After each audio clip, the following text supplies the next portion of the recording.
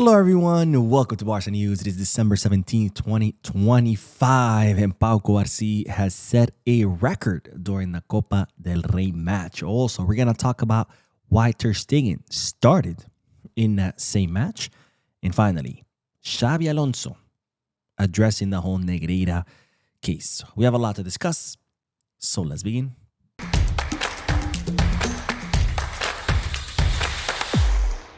Hello everyone, welcome to the channel. My name is Bo. We'll begin this video with the news that Pau Cubarsí set a record against Club Deportivo Guadalajara in the Copa del Rey, where Barcelona won 0-2.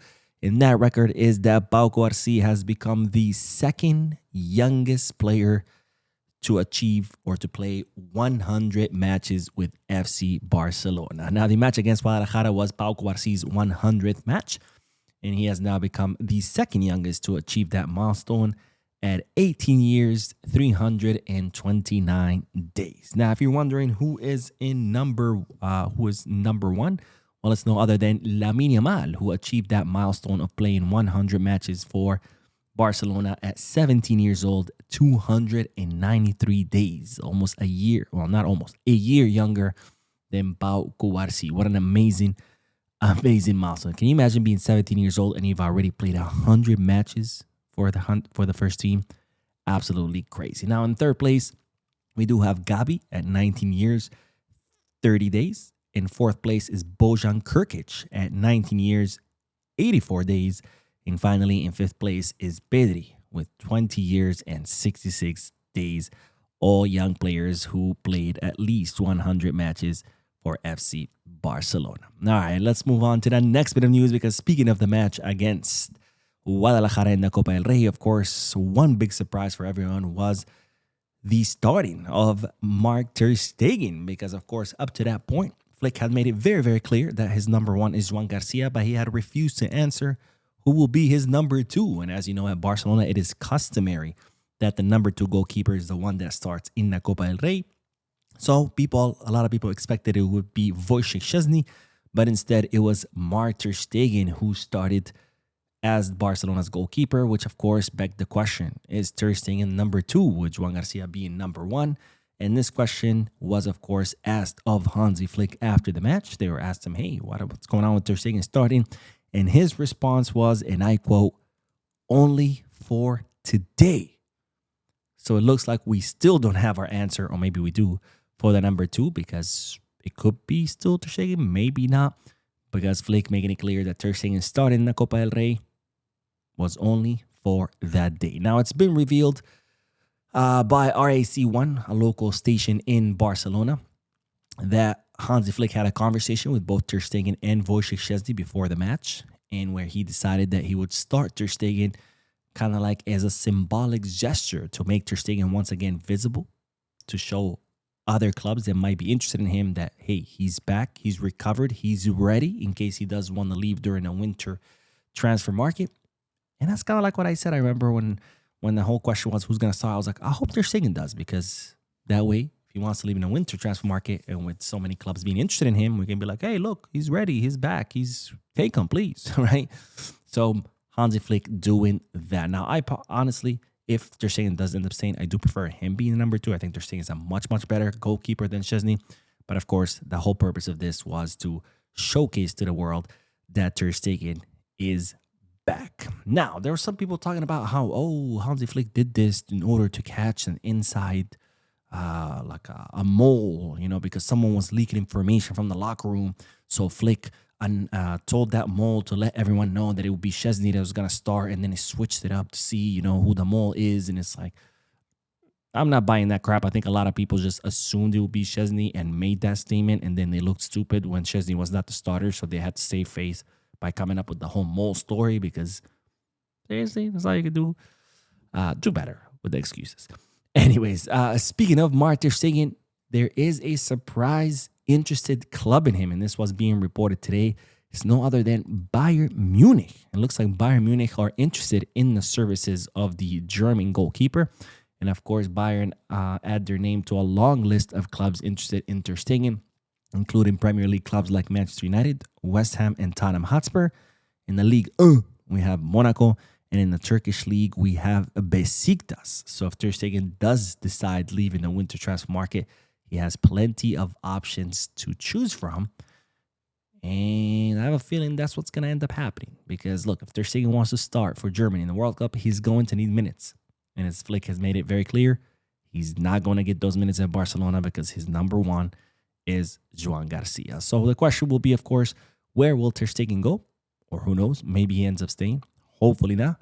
But he does have plenty of options to choose from. Now, while we're still on the topic of the Copa del Rey match against Guadalajara, of course, the first goal scorer for Barcelona during that match was Andreas Christensen, who started in the center back position. And it's reported that Christensen will be looking or prefers to stay at Barcelona. Now, Christensen's contract does expire in the summer, this summer in 2026, and he will become a free agent. So far, Barcelona have not offered him a contract renewal.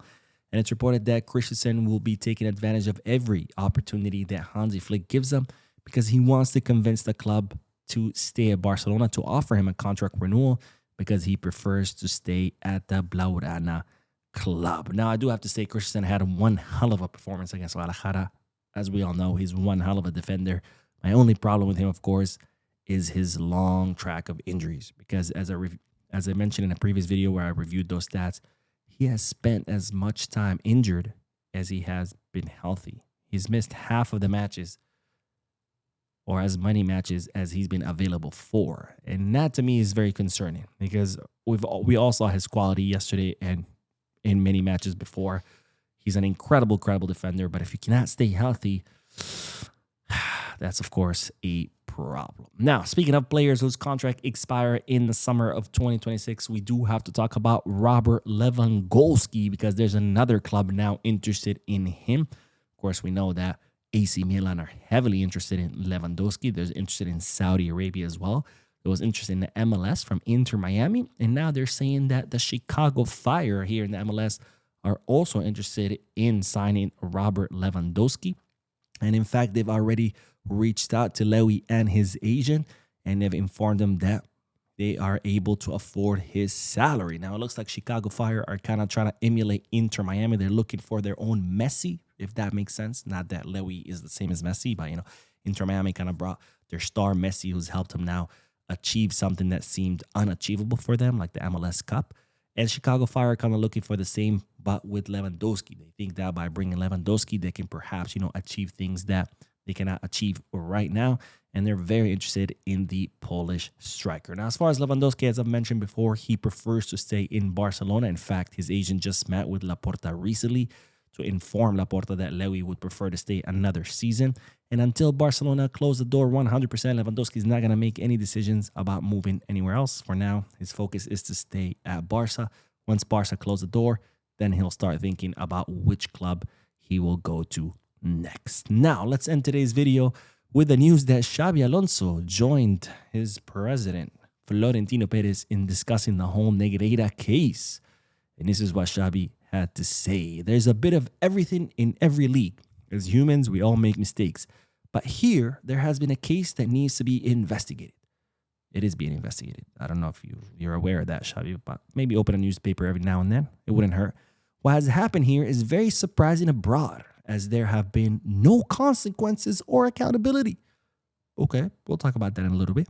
That's why it's very important to find out what happened. It's not normal. It can't be taken lightly. Oh, Xabi. Focus on that sentence. There has been no consequences or accountability. Xabi Alonso, you're a Spaniard, my friend. You should know this about your own country. But in case you don't, let me explain it to you. Maybe heading the ball too many times has, given you too much of brain damage. But in Spain, like many of democracies around the world, there's a presumption of innocence, which means that you're innocent until proven guilty. Okay? Barcelona have been accused of bribing referees. And right now, there's an investigation to see if that's actually what happened. And until that investigation concludes, and until there's a trial, And until there's a verdict, there's a presumption of innocence. So Barcelona are innocent until proven guilty. That's why there haven't been any consequences or accountability.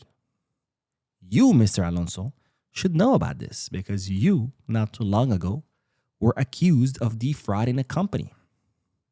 There were charges filed against you. You were involved in a trial and you were found innocent. But I guess presumption of innocence only applies whenever the hell you want to, right? So I guess we should just assume you're guilty of defrauding someone even though you were proven innocent, right? So you're just a fraudster, Mr. Xabi Alonso, right? Because that's how it works. Screw presumption of innocence. Oh, Xabi. Every single match is a survival battle for you where you don't know if that's going to be your last match as head coach of Madrid. Maybe you should focus on that.